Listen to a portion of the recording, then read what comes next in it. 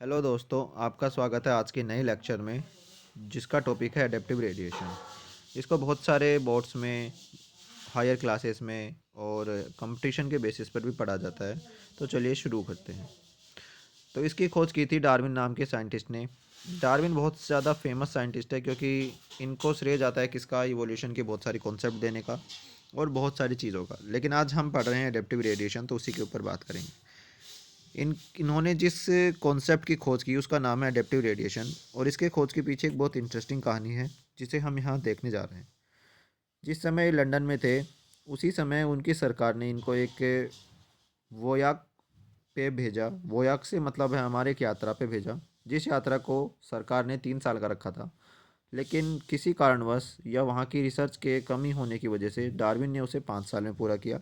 और इस खोज के लिए या फिर इस वोयाक के लिए सरकार द्वारा उन्हें एक जहाज़ प्रोवाइड कराया गया जिसका नाम था एचएमएस बीगल। एचएमएस बीगल नाम का जहाज़ था, ये आपको याद रखना है। और इस खोज का श्रेय जिस आइसलैंड को दिया जाता है या जिस आइसलैंड पे इसकी खोज की गई थी, उस आइसलैंड का नाम था गैलापागोस आइसलैंड। आपको ये याद रखना होगा क्योंकि ये बहुत सारे कंपटीशन एग्जाम्स में पूछा जाता है ये सवाल। तो ये आपके लिए एक इम्पोर्टेंट टॉपिक है। आपको इसकी ड्यूरेशन भी याद रखनी होगी, 1831 से 1836। अब आप यहाँ नीचे देख रहे हैं कि इसकी रूट दिखाया गया है। तो इन्होंने ये यात्रा लंदन में स्टार्ट की थी और ये वाला जो एरो आप देख रहे हैं यहाँ से जा रहा था। और इसी यात्रा के बीच में एक आइलैंड आता है यहाँ, गैलापागोस आइसलैंड। ये आइलैंड को कुछ विशिष्ट आइलैंड था क्योंकि जब ये इस आइलैंड पे गए तो इन्हें कुछ स्पेशल देखने को मिला। बगल में हमने इसकी तस्वीर दिखा रखी है, तो उसे देखिए। इस आइलैंड पे आपको छोटे छोटे और आइलैंड देखने को मिल रहे हैं जिसे हम महाद्वीप बोलते हैं। तो उस समय इनको वहाँ पे बहुत सारे महाद्वीप देखने को मिले। महाद्वीप की संख्या बताई जाती है 22 महाद्वीप थे। और वहाँ पे उन्होंने कुछ विचित्र देखा जिनके आधार पर इन्होंने कुछ नए निष्कर्ष निकाले। तो चलिए देखते हैं कि इन्होंने क्या क्या निष्कर्ष निकाले या फिर क्या देखा वहाँ पे। तो देखो, वहाँ उन्होंने देखा कि विभिन्न प्रकार की चोंच वाले फिंच थे। आपको बताता हूँ मैं ये फिंच क्या होते हैं। फिंच एक तरह की चिड़िया होती है जो उस महाद्वीप पर पाई जाती थी। ठीक है, तो अब उसका तस्वीर भी देखेंगे। पहले हम देखते हैं कि इसने क्या क्या देखा और फिर क्या इन्होंने वहाँ पे निष्कर्ष निकाला। इसीलिए उन्होंने निष्कर्ष निकाला कि ये सभी फिंच एक ही पूर्वज फिंच से एक ही द्वीप पर निकले थे। आगे, इन सभी फिंचों की चोंच उन्हें उपलब्ध भोजन के प्रकार के अनुसार विकसित हुई। आगे, इसलिए वे परंपरागत बीज खाने वाले फिंच से शाकाहारी और कीटभक्षी फिंच तक विकसित हुए। ये लाइन क्या कहना चाहती है, इसे गौर से समझिएगा कि वे परंपरागत बीज खाने वाले फिंच से शाकाहारी और कीटभक्षी फिंच तक विकसित हुए। इस बात से इसका मतलब है कि जो फिंच उन्होंने देखी थी, आप इस बात को यहाँ समझेंगे अच्छे से, तो इस पे फोकस कीजिएगा। देखिए, सबसे पहले जब वो किसी एक आइलैंड पे गए तो उन्होंने बहुत सारी प्रकार की फिंचों को देखा और उनको एग्जामिन करने की कोशिश की। तब उन्हें इसका रिलेशन मिला और समझ में आया। तो उन्होंने कुछ इस तरीके से समझाया कि जो सबसे पहले जो पूर्वज फिंच थी वो कैसी थी, सीड ईटिंग थी, अर्थात बीज खाती थी। इसीलिए उसका नाम दिया पूर्वज फिंच। यह पूर्वज फिंच से क्या निकले, ये वाली पूर्वज फिंच वहाँ के पाई जाने वाली विविधताएं और बहुत सारे कम्पिटेटर्स उनकी कमी की वजह से या फिर किसी अन्य कारण की वजह से किसी दूसरे क्षेत्र में जाने लगे। तो जब वो दूसरे क्षेत्र में जाने लगे तो किसी दूसरे क्षेत्र पर क्या उपलब्ध होगा वो उन्हें पता नहीं था। तो बीज खाने वाली फिंच को यदि कैक्टस खाने वाली चीज़ें खानी पड़े तो उसको थोड़ी तकलीफ होगी, लेकिन फिर भी तकलीफ तो होगी, अब उन्हें खाना पड़ेगा। तो इस वजह से कैक्टस ईटिंग वाली फिंच के अंदर वो कन्वर्ट हो गई। अब उन्हें कैक्टस खाना है तो जो उनकी चोंच होगी उसे भी बदलना पड़ेगा। इसीलिए उनकी चोंच में उसके अनुसार बदलाव आया।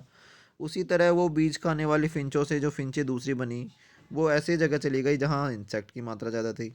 अब इंसेक्ट की मात्रा कैसे ज़्यादा होगी, तो वहाँ की जो फिंच बनी उनकी चोंच ज़्यादा लंबी होती थी। जैसे हम बोलते हैं कटफोड़ा वाली वुड पैकर फिंच। तो वो क्या करती थी, पेड़ों के अंदर बार बार टाँच लगाती थी और जिससे पक्षी बाहर आते थे। उसी तरह इनके जो पूर्वज थे उनसे बनी बहुत सारी संततियाँ, और उन्हीं संततियों में से एक संतति ऐसी जगह चली गई जहाँ फ्रूट्स थे बहुत सारे। तो वो क्या हो गई, फ्रूट ईटिंग। उसी के अनुसार उनकी चोंच को क्या करना पड़ता था, बदलाव करना पड़ता था। इसी आधार पर उन्होंने पूरा निष्कर्ष निकाला और ये समझ में आया कि वहाँ टोटल 22 आइसलैंड थे। उस 22 आइसलैंड पे उन्होंने क्या देखी, 13 प्रकार की फिंचेस देखी। तो आप देख सकते हैं कि सबसे पहली जो मेन फिंच थी वो कैसी थी, सीड खाने वाली थी और उस सीड खाने वाली फिंच से कितने में बदला हुआ। सीड खाने वाली जो फिंच थी उसकी संततियाँ उत्पन्न हुई और उसकी संततियाँ कहाँ गई, अलग अलग जगह पे जाने लगी।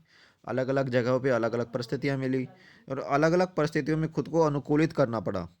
यही क्या था, अनुकूली विकीर्ण था। और उसी के द्वारा उनके आकारिकी में परिवर्तन देखने को मिला। जैसा कि आप देख पा रहे हैं कि ये देखो, यहाँ पे फ्रूट इंच है, फ्रूट ईटर वाली फिंच है, उसकी चोंच देखिए आप।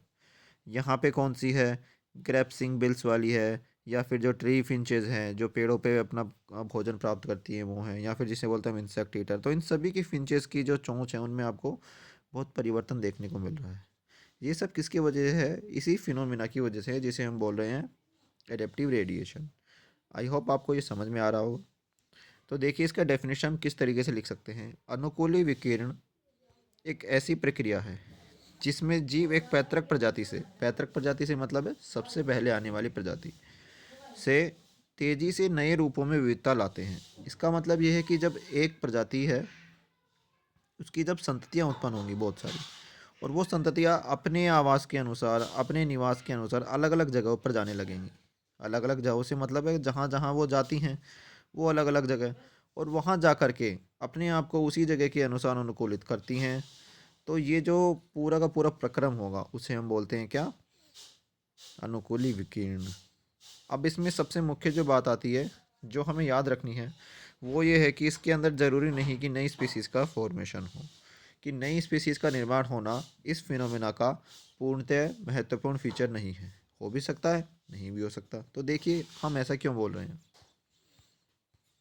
अब हमने देखा है कि उनके अन्य एग्जाम्पल्स कुछ ऐसे हैं, ऑस्ट्रेलियन मार्सूपियल्स और प्लेसेंटल मैमल्स। तो जैसा कि आप देख पा रहे हैं ऑस्ट्रेलियन मार्सूपियल्स ये जो सबसे मेन थे या फिर जो पूर्वज थे उनसे अलग अलग प्रजातियां बनी। अभी हम बात कर रहे हैं एक ही पूर्वज से अलग अलग प्रजातियों के बनने की। तो देखिए आप, कैट फिश बनी, तास्मानिया वोल्फ बना, शुगर ग्लाइडर बना, मार्सूपियल मोल बने। तो आप देख पा रहे हैं कि एक ही मार्सूपियल से बहुत सारे अलग अलग प्रजातियां भी निर्मित हो रही हैं। इसका मतलब ये है कि ये ज़रूरी नहीं है कि एडेप्टिव रेडिएशन के अंदर होने वाले फिनोमिना में नई प्रजातियों का निर्माण हो। आई होप आप समझ रहे हों। आगे देखिए कि ऐसा क्यों होता है, इसके बारे में भी कुछ जानकारी मिलती है। और जानकारी ये कहती है कि the driving force behind it, कि इसके पीछे जो कारण है वो ये है कि adaptation of organism to new ecological context. जैसा मैंने आपको बताया था कि जब कोई जानवर अपनी संततियों के दौरान या फिर अलग अलग जगहों पर, अलग अलग इकोलॉजिकल जगहों पर जाता है तो वहाँ पे अपने आप को क्या करता है, अडप्टिव करता है, यानी कि अनुकूलित करता है। और यही कारण है इस पूरे प्रोसेस के होने का। आई होप आपको समझ में आया होगा और मैं आपसे विदा चाहता हूँ। थैंक यू, धन्यवाद।